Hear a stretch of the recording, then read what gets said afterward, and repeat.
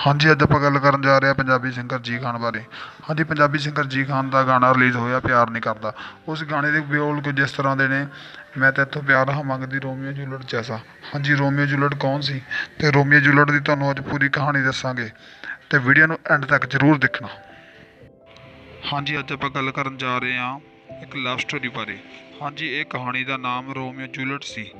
ਇਹ ਕਹਾਣੀ William Shakespeare ਦੁਆਰਾ ਲਿਖੀ ਗਈ ਅਤੇ ਇਹ ਕਹਾਣੀ 1591 ਦੇ ਵਿੱਚ ਅਤੇ 1595 ਦੇ ਵਿੱਚ ਲਿਖੀ ਗਈ ਅਤੇ 1597 ਦੇ ਵਿੱਚ ਇਸ ਨੂੰ ਇੱਕ ਕਿਤਾਬ ਦੇ ਰੂਪ ਵਿੱਚ ਲਿਆਇਆ ਗਿਆ। ਇਹ ਕਹਾਣੀ ਵਰੋਨਾ ਨਾਮ ਦੇ ਰਾਜੇ ਦੀ ਕਹਾਣੀ ਹੈ। ਇਸ ਕਹਾਣੀ ਦੇ ਵਿੱਚ ਦੋ ਖਾਨਦਾਨ ਰਹਿੰਦੇ ਸੀ, ਇੱਕ ਕੈਪਲੇਟ ਅਤੇ ਦੂਸਰਾ ਮੋਂਟੇਗ।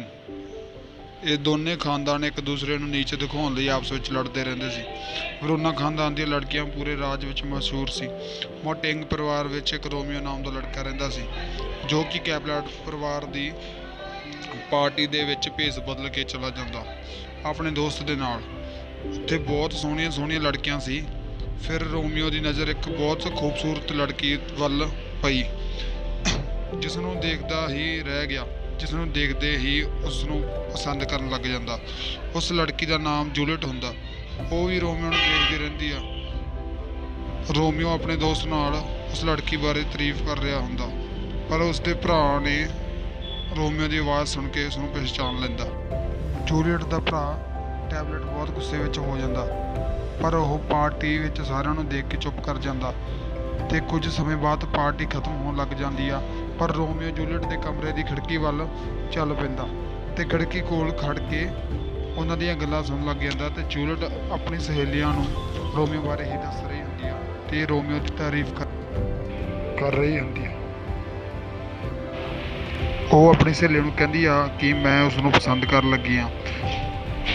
ਫਿਰ ਰੋਮੀਓ ਵੀ ਸਾਹਮਣੇ ਆ ਜਾਂਦਾ ਅਤੇ ਰੋਮੀਓ ਕਹਿੰਦਾ ਮੈਂ ਵੀ।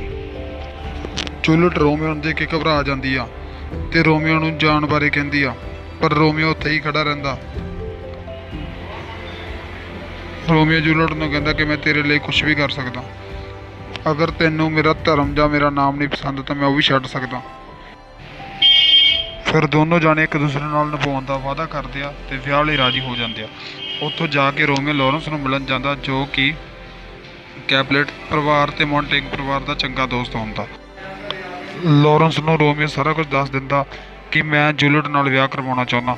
ਲਾਰੈਂਸ ਸੋਚਦਾ ਕਿ ਮੈਂ ਜੇ ਇਹਨਾਂ ਦੋਨਾਂ ਦਾ ਵਿਆਹ ਕਰਵਾ ਦਿੱਤਾ ਅਤੇ ਇਹਨਾਂ ਦੋਨਾਂ ਪਰਿਵਾਰਾਂ ਦੀ ਆਪਸ ਵਿੱਚ ਦੁਸ਼ਮਣੀ ਖਤਮ ਹੋ ਜਾਊਗੀ। ਲਾਰੈਂਸ ਰੋਮੀਓ ਜੂਲੀਅਟ ਦਾ ਵਿਆਹ ਕਰਵਾਉਣ ਲਈ ਤਿਆਰ ਹੋ ਜਾਂਦਾ।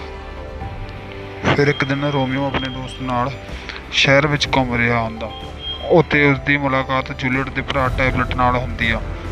ਟੈਬਲੇਟ ਰੋਮੀਓ ਨੂੰ ਦੇਖ ਕੇ ਬਹੁਤ ਗੁੱਸੇ 'ਚ ਹੋ ਜਾਂਦਾ ਅਤੇ ਉਹ ਆਪਸ ਵਿੱਚ ਦੋਨੇ ਜਾਣੇ ਲੜ ਪੈਂਦੇ ਆ ਅਤੇ ਹੌਲੀ ਹੌਲੀ ਗੱਲ ਇੰਨੀ ਵੱਧ ਜਾਂਦੀ ਹੈ ਕਿ ਉਹ ਆਪਸ ਵਿੱਚ ਤਲਵਾਰਬਾਜ਼ੀ ਕਰਨ ਲੱਗ ਜਾਂਦੇ ਆ, ਜਿਸ ਵਿੱਚ ਜੂਲੀਅਟ ਦੇ ਭਰਾ ਟੈਬਲੇਟ ਦੀ ਮੌਤ ਹੋ ਜਾਂਦੀ ਆ ਅਤੇ ਇਹ ਖਬਰ ਪੂਰੇ ਰਾਜ ਵਿੱਚ ਫੈਲ ਜਾਂਦੀ ਆ।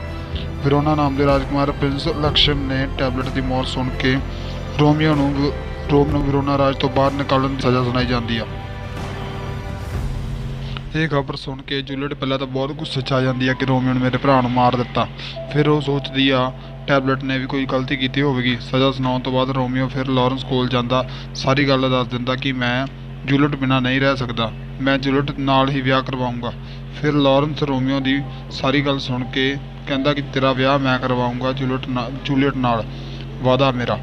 ਤੂੰ ਰਾਜ ਛੱਡ ਕੇ ਜਾਣ ਤੋਂ ਪਹਿਲਾਂ ਜੂਲੀਅਟ ਨੂੰ ਇੱਕ ਵਾਰ ਮਿਲ ਲੈ ਅਤੇ ਉਸਨੂੰ ਖੁਦ ਮੁੜ ਆਉਣ ਦਾ ਯਕੀਨ ਦਿਵਾ। ਰੋਮੀਓ ਜੂਲੀਅਟ ਕੋਲ ਇੱਕ ਰਾਤ ਰੁਕ ਜਾਂਦਾ, ਪਰ ਉਹ ਦੋਨੋਂ ਜਾਣੇ ਬਹੁਤ ਉਦਾਸ ਹੁੰਦੇ ਆ ਕਿਉਂਕਿ ਰੋਮੀਓ ਨੇ ਸੁਬਾਹ ਰਾਜ ਛੱਡ ਕੇ ਜਾਣਾ ਹੁੰਦਾ। ਅਗਲੇ ਦਿਨ ਜਦ ਰੋਮੀਓ ਰਾਜ ਛੱਡ ਕੇ ਚਲਾ ਜਾਂਦਾ ਤਾਂ ਉਸਦੇ ਮਾਤਾ ਪਿਤਾ ਜੂਲੀਅਟ ਨੂੰ ਦੱਸਦੇ ਆ ਕਿ ਉਸਦਾ ਵਿਆਹ ਇੱਕ ਪੈਰਿਸ ਨਾਮ ਦੇ ਲੜਕੇ ਨਾਲ ਕੀਤਾ ਜਾਵੇਗਾ। ਜੋ ਜੂਲੀਅਟ ਨੇ ਆਪਣੇ ਭਰਾ ਦੀ ਮੌਤ ਦਾ ਬਹਾਨਾ ਲਾ ਕੇ ਇਨਕਾਰ ਕਰ ਦਿੱਤਾ, ਪਰ ਉਸਦੇ ਮਾਤਾ ਪਿਤਾ ਉਸਦੀ ਗੱਲ ਨਹੀਂ ਮੰਨਦੇ ਅਤੇ ਕਹਿੰਦੇ ਆ ਕਿ ਤੇਰਾ ਵਿਆਹ ਪੈਰਿਸ ਨਾਲ ਹੀ ਇਸ ਹਫ਼ਤੇ ਹੀ ਕੀਤਾ ਜਾਊਗਾ। ਇਹ ਸੁਣ ਕੇ ਜੂਲੀਅਟ ਬਹੁਤ ਬੇਚੈਨ ਹੋ ਗਈ। ਜੂਲੀਅਟ ਨੂੰ ਕੁਝ ਵੀ ਸਮਝ ਨਹੀਂ ਆ ਰਿਹਾ ਹੁੰਦਾ।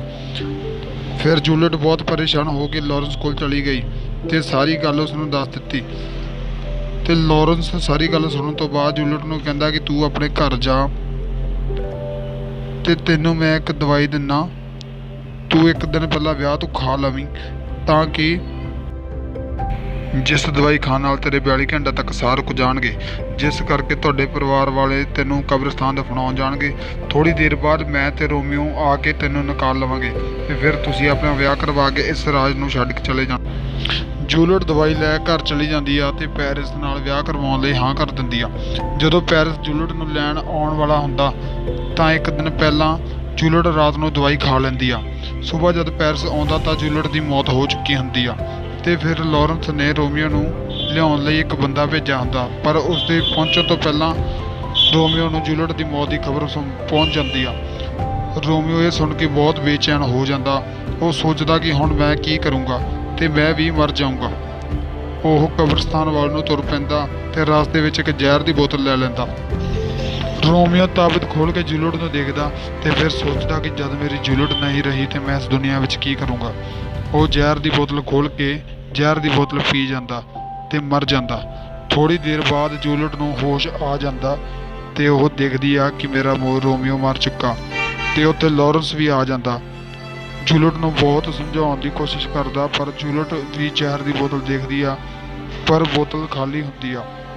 ਉਸ ਨੂੰ ਬੋਤਲ ਵਿੱਚ ਜ਼ਹਿਰ ਨਹੀਂ ਮਿਲਦਾ ਤੇ ਉੱਥੇ ਇੱਕ ਖੰਜਰ ਪਿਆ ਹੁੰਦਾ ਜਿਸ ਨਾਲ ਉਹ ਆਪਦੇ ਮਾਰ ਕੇ ਆਪਦੀ ਹੱਤਿਆ ਕਰ ਲੈਂਦੀ ਆ ਤੇ ਜੂਲੀਅਟ ਵੀ ਮਰ ਜਾਂਦੀ ਆ। ਉਹਨਾਂ ਦੇ ਮਰਨ ਤੋਂ ਬਾਅਦ ਉਹਨਾਂ ਦੋਨਾਂ ਪਰਿਵਾਰਾਂ ਦੀ ਆਪਸ ਵਿੱਚ ਦੁਸ਼ਮਣੀ ਵੀ ਖਤਮ ਹੋ ਗਈ ਤੇ ਉਹਨਾਂ ਦੋਨਾਂ ਪਰਿਵਾਰਾਂ ਨੇ ਰਲ ਕੇ ਇੱਕ ਰੋਮੀਓ ਜੂਲੀਅਟ ਦੀ ਬਹੁਤ ਵੱਡੀ ਮੂਰਤੀ ਤਿਆਰ ਕੀਤੀ ਜੋ ਕਿ ਅੱਜ ਵੀ ਹੈ। ਹਾਂਜੀ ਦੋਸਤੋ, ਤੁਸੀਂ ਦੱਸਣਾ ਕਿ ਸਾਡੀ ਵੀਡੀਓ ਤੁਹਾਨੂੰ ਕਿਵੇਂ ਦੀ ਲੱਗੀ ਤੇ ਜੇ ਇਹੋ ਜਿਹੀਆਂ ਵੀਡੀਓ ਦੇ ਤੁਸੀਂ ਇੰਟਰਸਟਿਡ ਹੋ ਤਾਂ ਸਾਡੇ ਚੈਨਲ ਨੂੰ ਜ਼ਰੂਰ ਸਬਸਕ੍ਰਾਈਬ ਕਰਨਾ। ਥੈਂਕ ਯੂ, ਧੰਨਵਾਦ।